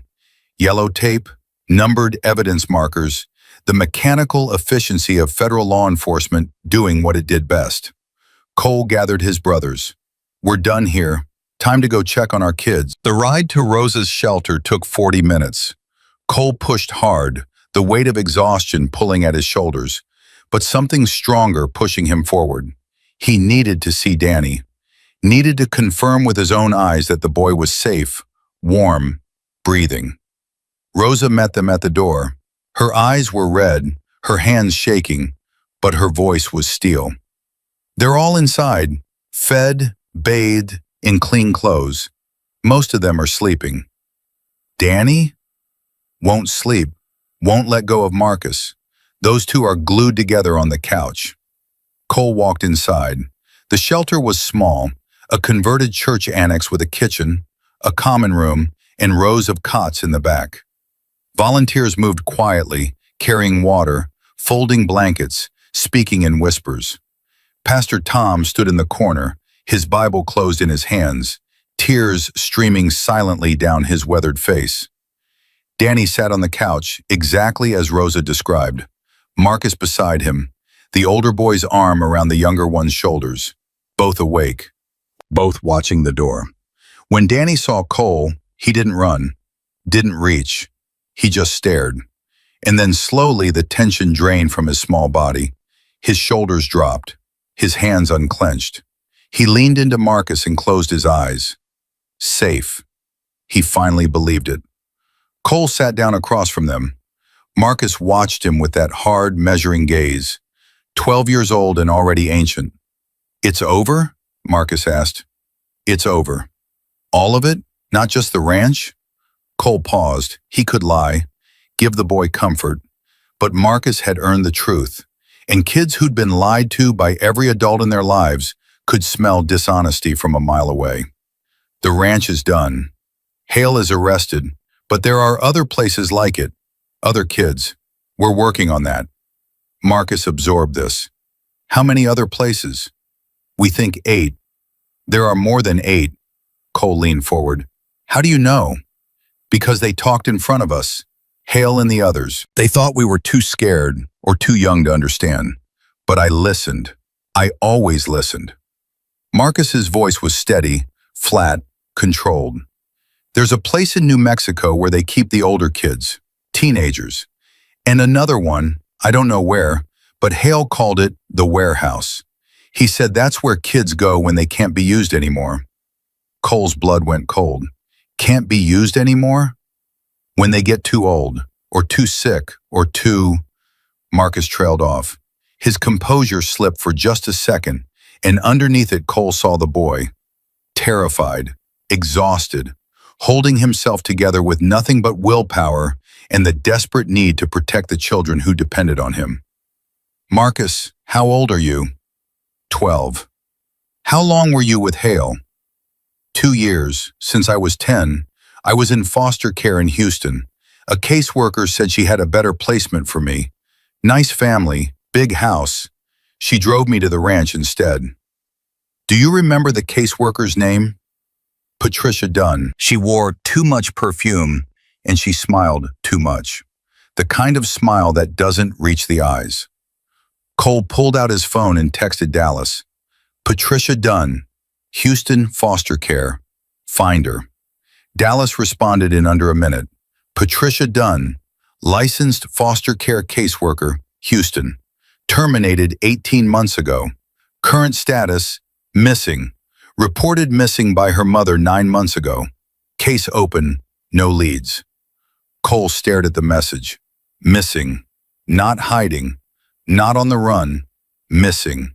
The network didn't just use people. It consumed them. Marcus, did you ever hear the name Nathaniel Cross? Marcus's face changed. The hardness cracked and underneath was genuine terror. Don't say that name. You know who he is? He came to the ranch, twice. Both times Hale cleaned everything up, made us put on nice clothes, stood us in a line. Marcus's voice dropped to barely a whisper. He walked down the line and pointed. Like picking fruit, he pointed at 3 kids and they were gone the next day. We never saw them again. What did he look like? Tall, gray hair, expensive clothes. He smelled like cologne and he had a watch that was probably worth more than the whole ranch. He talked to Hale like Hale was nothing, like we were all nothing. Cole committed every detail to memory. This wasn't hearsay. This was an eyewitness. A 12-year-old eyewitness who could put Nathaniel Cross at the scene of a trafficking operation, personally selecting children for purchase. Marcus, would you be willing to tell the FBI what you just told me? Will they believe me? I'll make sure they believe you. Will he go to prison? If I have anything to say about it, he'll never see daylight again. Marcus looked at Danny, sleeping now against his side. I'll talk. For Danny, for Gracie, for the kids who got pointed at and never came back. I'll talk. Cole reached out and put his hand on Marcus's shoulder. The boy flinched, instinct, then held still. He looked at Cole's hand like it was an alien object, an adult touching him without malice, without ownership, just human contact. You're the bravest kid I've ever met, Cole said, and I've met some brave ones. Marcus's lip trembled. Just once. Then he locked it down and nodded. 12 years old and still soldiering. Cole stepped outside and called Coleman. I have a witness, a 12-year-old boy who can place Nathaniel Cross physically at the ranch. Silence. Then, Brennan, do you understand what you're telling me? I understand exactly what I'm telling you. Cross visited that compound. He handpicked children. This kid watched him do it. A 12-year-old's testimony against a billionaire with an army of lawyers? Combined with Hale's laptop, his financial records, his confession, and the testimony of 19 recovered children. That's not a case, Coleman. That's a sledgehammer. More silence. Cole could hear her thinking, calculating, weighing the career-ending risk against the possibility of bringing down a monster nobody had been able to touch. I need to interview this boy, properly, with child advocacy specialists and a trauma-informed approach. Agreed, but not today. He's been through enough. Give him 24 hours. 12. 18, and he does it at the shelter, not at your field office. He's not sitting in an interrogation room. Fine, 18 hours. And Brennan, keep that backup drive safe. If what you're telling me is true about Cross having people in the Bureau, I need to be very careful about who sees this evidence. How careful? I'm bypassing my own field office, going straight to the deputy director, someone I served with, someone I trust with my life. Nobody else touches this. Good. And Brennan, your club, all of you, I'm going to need statements eventually, on the record. We'll cooperate after the children are safe, after Cross is in custody, not before. Coleman agreed and hung up. Cole pocketed his phone and leaned against the shelter wall. His body was screaming for sleep. 60 hours without rest. But his mind wouldn't stop. The warehouse. Marcus's words kept echoing. That's where kids go when they can't be used anymore. What did that mean? Where did children go when a trafficking network decided they'd outlived their usefulness? He didn't want to think about the answer, but he had to. Cole, Doc Wheeler appeared in the doorway. You need to sleep. Not yet. Your hands are shaking. You're running on adrenaline and anger, and neither of those is sustainable. How are the kids? Physically, they'll recover. The malnutrition, the dehydration, the sedation, all treatable. The burns and bruises will heal. But Cole, these children have been systematically traumatized. Some of them haven't been held by a safe adult in years. Gracie has stress fractures in both legs from being forced to stand for punishment. She's 4 years old and she has stress fractures. Cole pressed his palms against his eyes. Danny's mutism is psychological, not physical. His vocal cords are fine. His brain has shut down speech as a survival mechanism. It could take months or years to come back, or it could come back tomorrow. Trauma doesn't follow schedules. Is he eating? 4 plates of scrambled eggs so far. Rosa can't cook them fast enough. Despite everything, Cole almost smiled. Go see him, Doc Wheeler said. Then sleep, doctor's orders, and I outrank you medically. Cole went back inside. Danny was still on the couch, but Marcus had shifted. The older boy was now on the floor, finally asleep, his head resting on a folded blanket. Danny was awake, sitting up, watching the room with those enormous blue eyes. Cole sat beside him, not too close. Danny decided the distance, not him. Hey, buddy. Danny looked at him. Then very carefully the boy reached over and placed his small hand on Cole's forearm, right on top of the Hells Angels tattoo that covered his skin from wrist to elbow. That's right, Cole said. We're here. We're not going anywhere. Danny's fingers traced the letters, H-E-L-L-S. Then he looked up at Cole with an expression so raw, so nakedly grateful, that Cole felt his chest crack open. The boy leaned over and pressed his face against Cole's arm. Not a hug exactly, more like a child pressing himself against something solid to confirm it was real, that this wasn't a dream, that the monsters were gone and the man with the motorcycle was still here. Cole didn't move, didn't speak, just sat there in a church shelter at 6 a.m. with a 5-year-old's face against his arm and felt the weight of every decision that had led to this moment. Jenny's face flashed behind his eyes. Not the dead Jenny, Not the motel room Jenny, the real Jenny. 13 years old, laughing, stealing fries from his plate, telling him he was the best brother in the whole stupid world. He'd failed her. He would not fail this boy. His phone buzzed. Dallas. Cole checked it with his free hand, careful not to disturb Danny. Cole, you need to see this. Now. Not later. Now. Where are you? Outside, in the van. Cole looked down at Danny. The boy had fallen asleep against his arm. Rosa appeared, read the situation instantly, and slid into Cole's place with practiced ease. Danny stirred, then settled against her without waking. Cole stepped outside and found Dallas in the back of his van, 3 laptops open, face lit by screen glow. What is it? I've been going through Hale's files, the encrypted folder, Cross's financial records, transaction histories, all of it. But I found a subfolder I missed before, hidden inside a hidden folder, triple encrypted. And I cracked it 20 minutes ago. Dallas turned a laptop toward Cole. It's a client list, not just buyers, everyone, the whole network, judges, politicians, law enforcement, businessmen, names, dates, amounts paid, photos and video of transactions. That's what we expected. Cole, look at the list. Cole looked, scrolled. His blood pressure climbed with every name. A family court judge in Houston, a state senator from New Mexico, 2 city councilmen from Dallas, a deputy director of Child Protective Services in Austin, the police chief of Lubbock, and at the very bottom, flagged with a red marker in Hale's own notation system, a name that made Cole's hands go numb. That's not possible, Cole whispered. I checked it 3 times. Dallas, I know who it is. The name on the screen was Agent Robert Marsh, FBI, Dallas Field Office, Supervisory Special Agent, Karen Coleman's direct superior. The man above Coleman in the chain of command was on Nathaniel Cross's client list, listed as a buyer.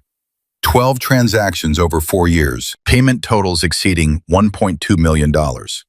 Cole's mind reeled.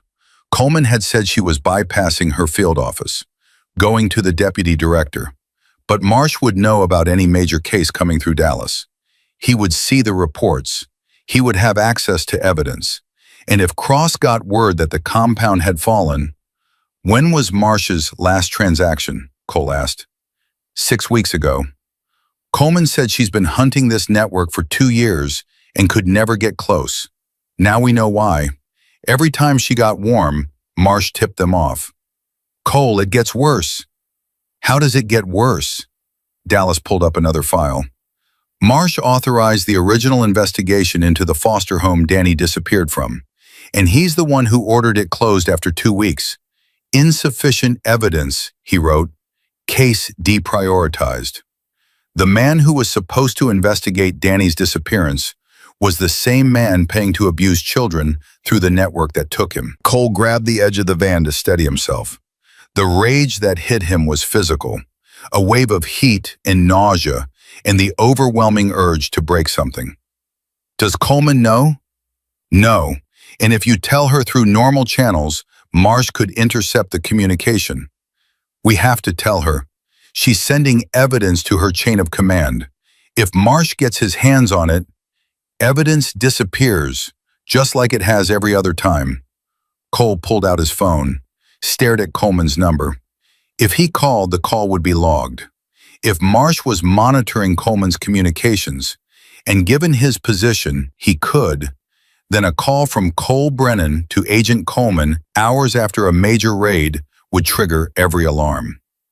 I need to tell her in person, Cole said, face to face, no phones, no records. She's still at the compound. Then I'm going back to the compound. Cole, you haven't slept in...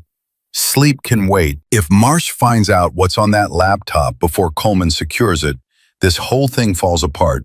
Hale walks, Cross walks, and those 19 kids lose their only shot at justice. Cole threw his leg over his Harley. The engine roared to life, shattering the early morning quiet. Danny's message on the tank caught the first light of dawn. Rust-brown letters on chrome, fading but still there. Still screaming. He rode hard.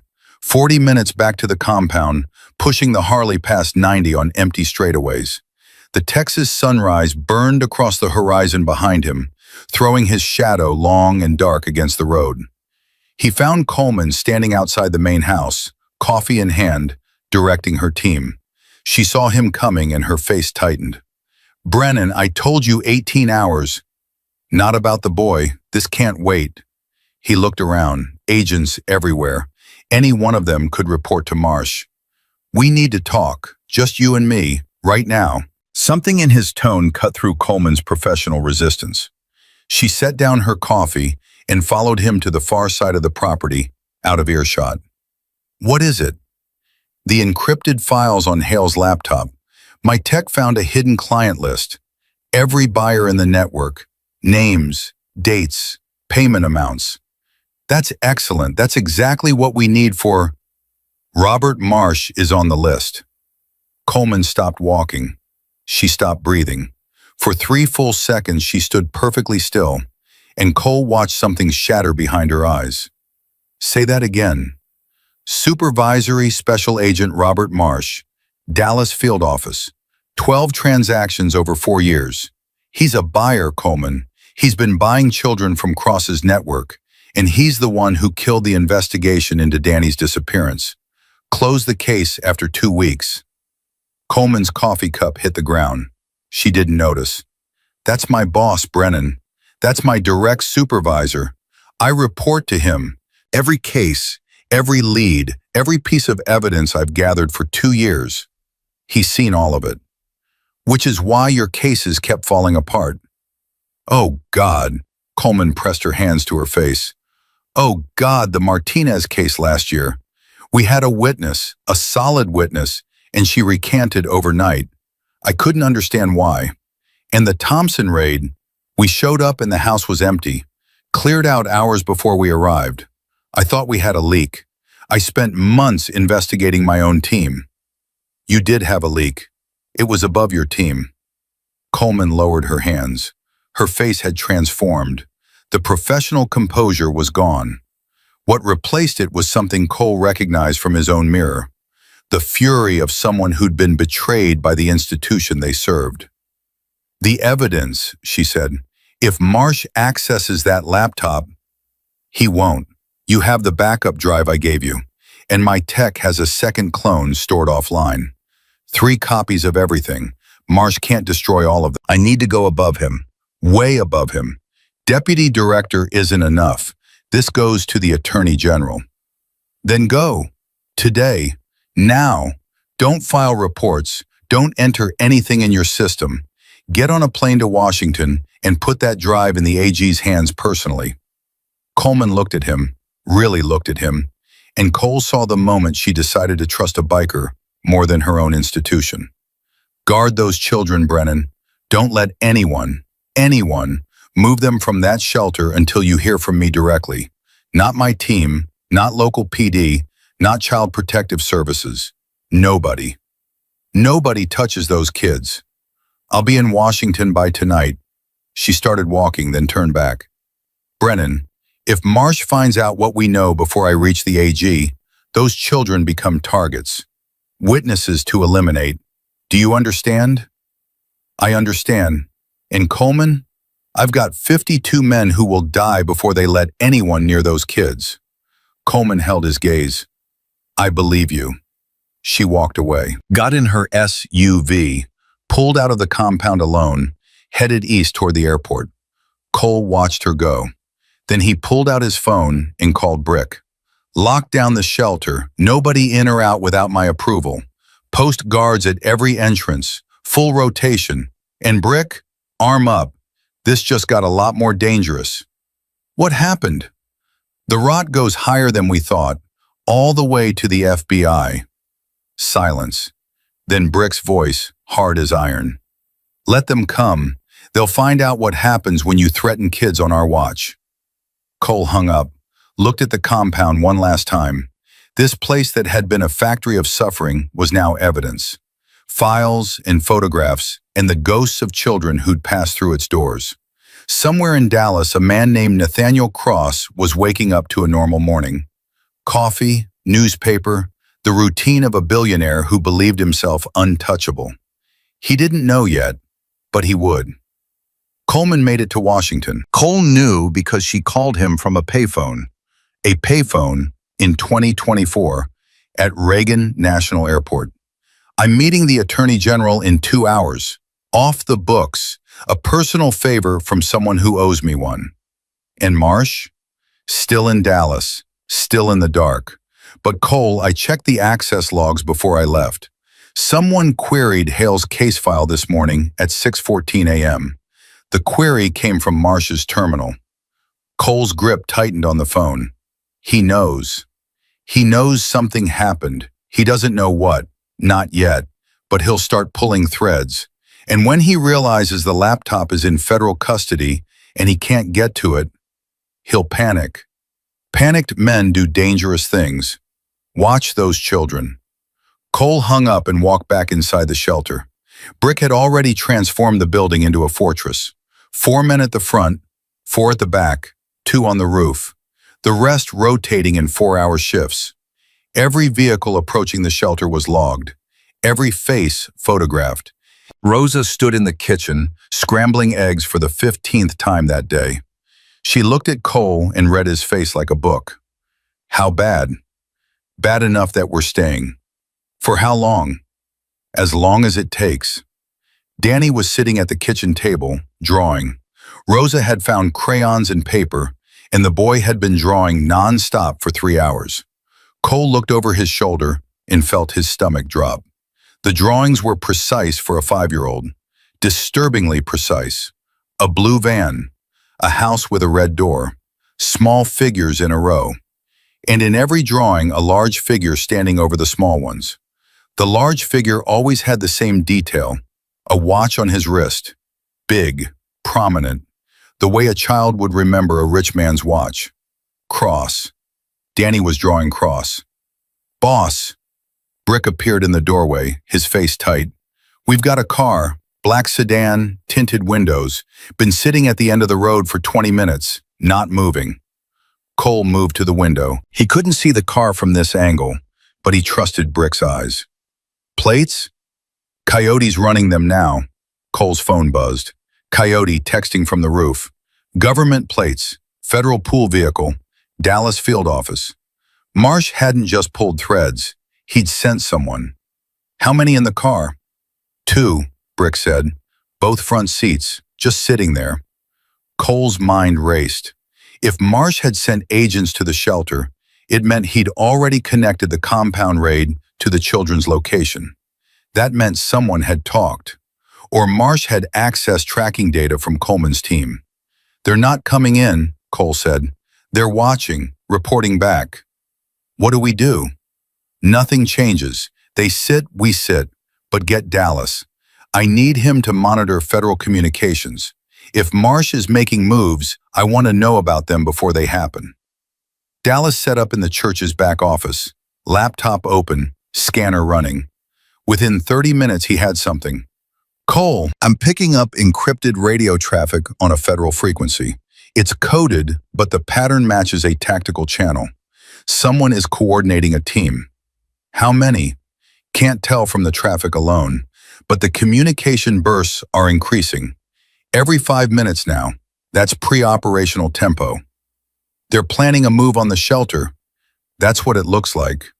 Cole felt the walls closing in. Marsh couldn't let those children testify. Couldn't let the evidence reach the Attorney General.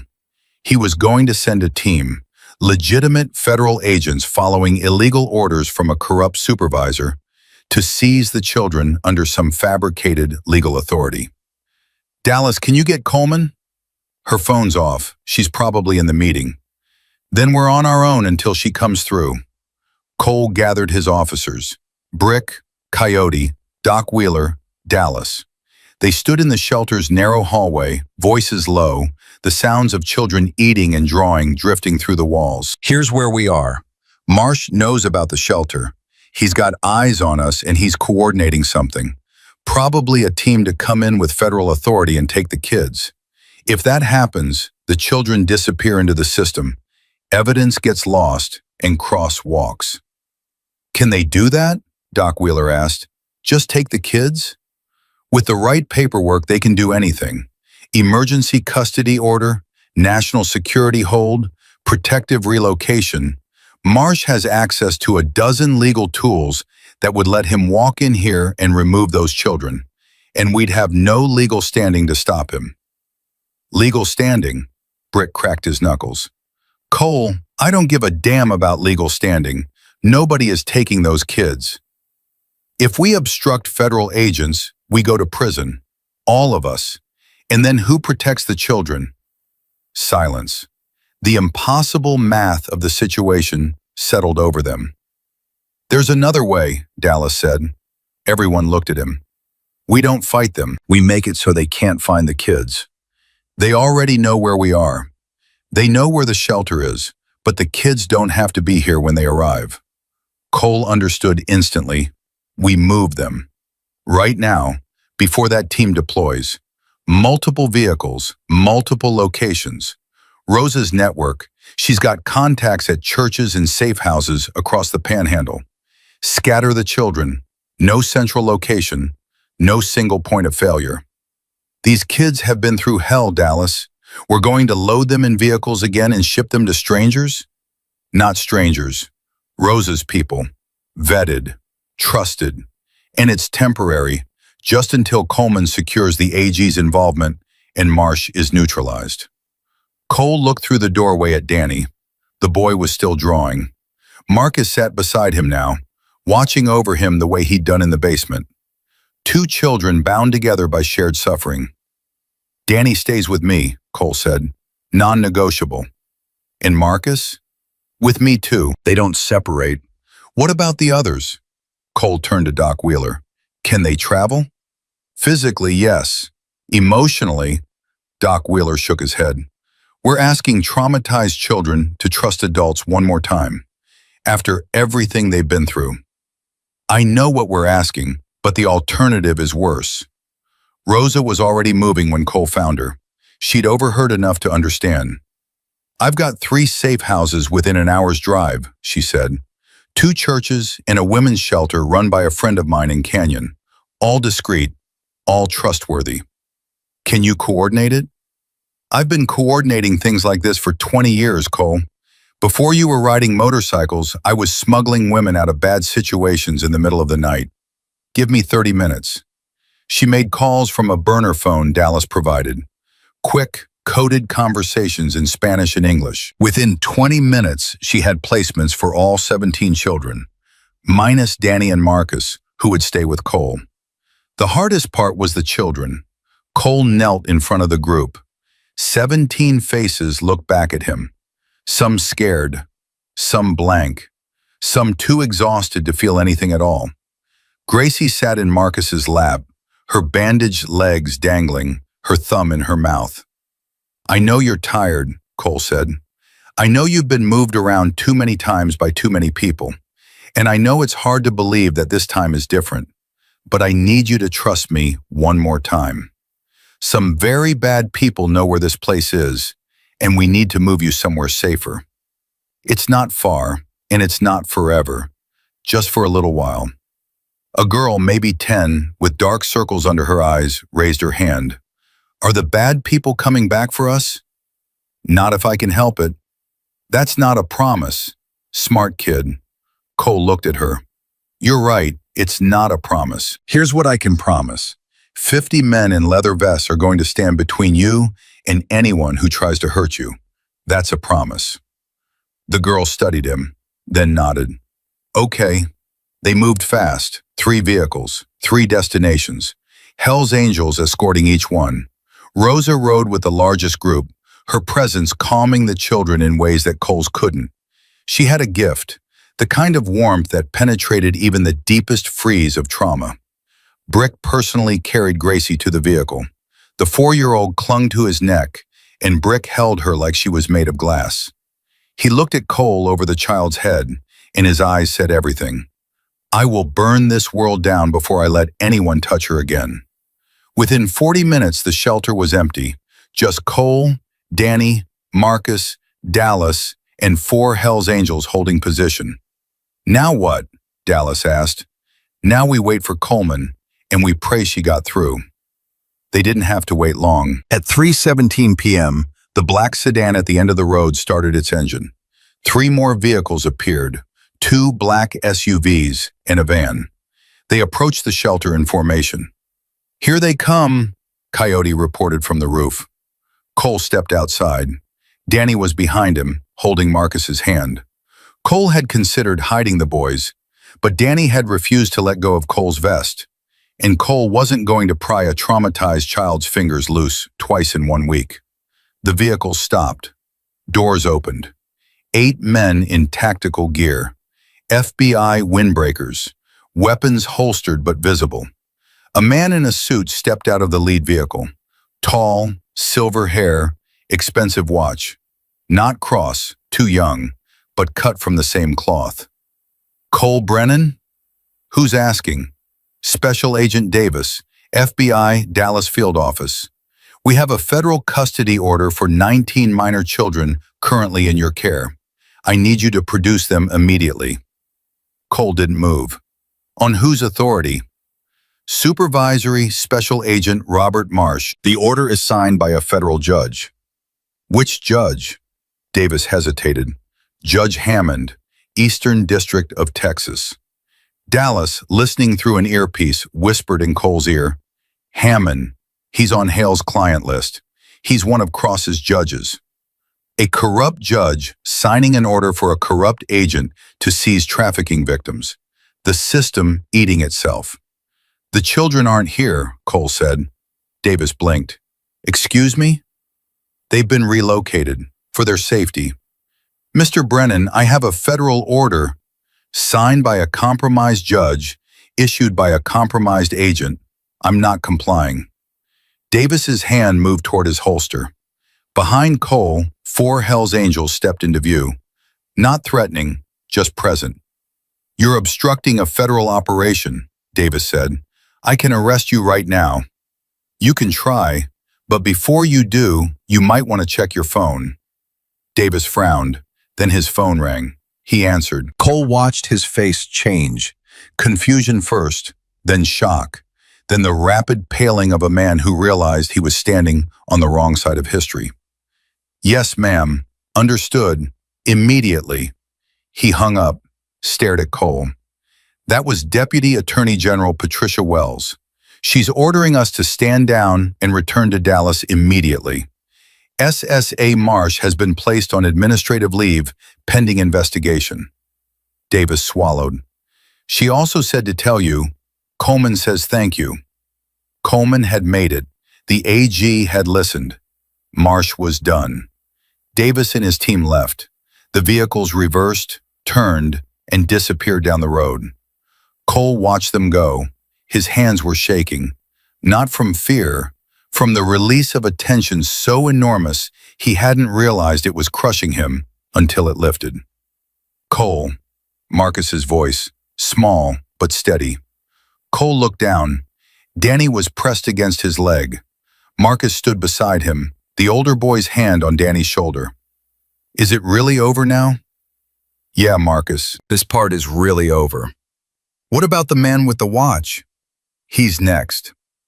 Nathaniel Cross was arrested 11 days later. Not quietly, not discreetly. FBI agents, handpicked by Coleman and authorized by the Attorney General's office, walked into Cross's Dallas office tower at 9 a.m. on a Tuesday. They led him out in handcuffs past 200 employees, a lobby full of security cameras, and 6 news crews that Linda Pruitt had tipped off. The footage went national within the hour. A billionaire in a tailored suit, hands cuffed behind his back, being loaded into a federal vehicle. The charges? Conspiracy to traffic minors, sexual exploitation of children, racketeering, obstruction of justice, and bribery of federal officials. Robert Marsh was arrested the same morning. So were Judge Hammond, Sheriff Roy Phelps, and 14 others named on Hale's client list. Dallas called Cole with updates every hour as names fell like dominoes. The state senator from New Mexico just got picked up. The CPS deputy director in Austin, in custody. Cole, they found the warehouse, the one Marcus told you about. It was a property outside Midland, abandoned on the surface. Underground, they found records of 31 children who'd been moved through it over 4 years. They're tracking every one of them now. 31, plus the 19 from the compound, plus the dozens scattered across the network's other operations. The scope of what Cross had built and what a 5-year-old boy had begun to tear down was staggering. Over the following weeks, the case expanded. FBI raids across 4 states recovered 63 children total, 47 arrests, 3 more judges, 2 more law enforcement officials. A child psychologist who'd been providing behavioral assessments for buyers, evaluating children like products for consumer reviews. Linda Pruitt's investigation ran as a 12-part series. The story of Danny, the mute boy who wrote SOS in blood, became national news. The photograph of Cole's Harley tank appeared on the cover of 3 major magazines. Congress held emergency hearings. Child welfare legislation that had been stalled for years suddenly found bipartisan support. But Cole didn't watch the news. He watched Danny. The boy had been placed with Tom and Sarah Mitchell, a couple Rosa had vetted personally. Both teachers, no children of their own, a house in a quiet Amarillo neighborhood with a backyard, a porch swing, and a golden retriever named Biscuit, who took one look at Danny and decided this small human was his personal responsibility. Cole visited every Wednesday and Saturday. He brought toy motorcycles, coloring books, and eventually a child-sized leather vest with a Hell's Angels patch that Rosa had sewn herself. Danny wore it every day, even to bed, until Sarah gently negotiated a pajama compromise. The mutism held. Weeks passed without a word. Danny communicated through drawings, gestures, and the occasional written note. His handwriting shaky, but improving. His therapist, a specialist in childhood trauma named Dr. Reina Vasquez, told Cole to be patient. Speech will come when he feels safe enough. Not just physically safe, emotionally safe. That means consistency. It means showing up. It means being there when you say you'll be there, every single time, until his brain believes that the world isn't just a place where people hurt you. Cole showed up, every Wednesday, every Saturday, without fail. Even when a thunderstorm knocked a tree across the highway. Even when the flu hit him so hard he could barely stand. He showed up, sat on the Mitchell's porch, and waited for Danny to come outside. And Danny always came. 3 months after the rescue, on a Wednesday afternoon in November, Cole sat on the porch swing. Danny sat beside him, small legs dangling, biscuits sprawled across both their feet. Marcus was inside, helping Sarah with dinner. The older boy had been placed with the Mitchells too, at Danny's insistence. The two were inseparable, and the Mitchells had welcomed Marcus with open arms. Danny was holding a toy motorcycle, spinning the wheels, watching them turn. Then he stopped. He looked at Cole. His mouth opened, closed, opened again. Cole held perfectly still. He didn't lean in, didn't prompt, didn't breathe. Danny's throat worked. A sound came out, rough, cracked, like a machine starting after years of rust. Cole. One word, one syllable. A name spoken by a boy who hadn't made a sound in over 2 years. Cole's vision blurred. He blinked hard.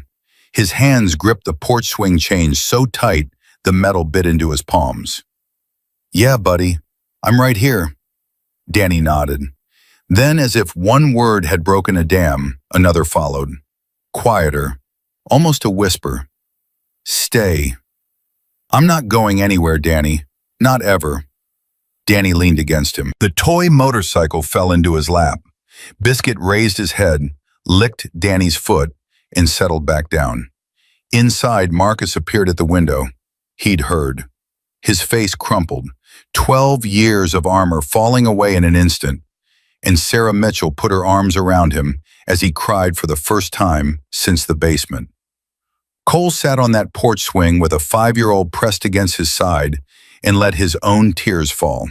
For Danny, for Marcus, for Gracie and the others, for Jenny, his sister, who never got her rescue, for every child who'd screamed in silence and been ignored, but also for this, for the fact that sometimes, not always, not often enough, but sometimes the right person was in the right place at the right moment. And sometimes that person rode a Harley and wore leather and carried scars from wars both foreign and domestic. And sometimes a child who couldn't speak found a way to be heard. 6 months later, the Hells Angels hosted a community ride through Amarillo. 200 motorcycles. Danny rode on Cole's Harley, arms wrapped around Cole's waist, his small leather vest flapping in the Texas wind. Marcus rode with Brick, grinning for the first time anyone could remember. They stopped at the Junction, the truck stop where it had all begun. A chrome plaque had been mounted near the entrance. 3 letters, polished and permanent. SOS. Danny stood in front of it. The crowd, bikers, truckers, families, Agent Coleman, Rosa, the Mitchells, Doc Wheeler, Pastor Tom, went quiet. The boy cleared his throat. He'd been practicing for weeks. His voice was small, halting, imperfect, but every word was his. My name is Danny. I couldn't talk, but they heard me anyway. He looked at Cole. If you need help, someone will hear you too. You just have to be brave. 200 bikers, not a dry eye among them. That night, Cole sat in his garage. His Harley gleamed under the work light. He'd cleaned every inch of the bike in the 6 months since the rescue. Every inch except one. The right side of the chrome gas tank, where the blood had dried, where 3 letters remained, faded, barely visible now, a ghost of rust brown against silver. He would never wash them off. His phone rang. Dallas. Cole got a tip from a trucker in Oklahoma, a girl, maybe 7. Rest stop near Tulsa. She was holding a sign, but the trucker said her eyes were wrong. Too old, too scared. He said she looked at the bikers in the parking lot like she was looking for something. Cole stood, reached for his vest. The leather was warm and heavy with patches and purpose, and the weight of a promise he'd made to a boy who couldn't speak. Call the brothers, we ride at dawn. He zipped the vest, killed the garage light, walked out into the Texas night. Because the war doesn't end, it just changes roads. And somewhere out there, another child was gathering courage in the only way they knew how. In silence, in fear, in desperate hope that someone, anyone, would look close enough to see. The Hells Angels would be looking. They would always be looking. And that is enough.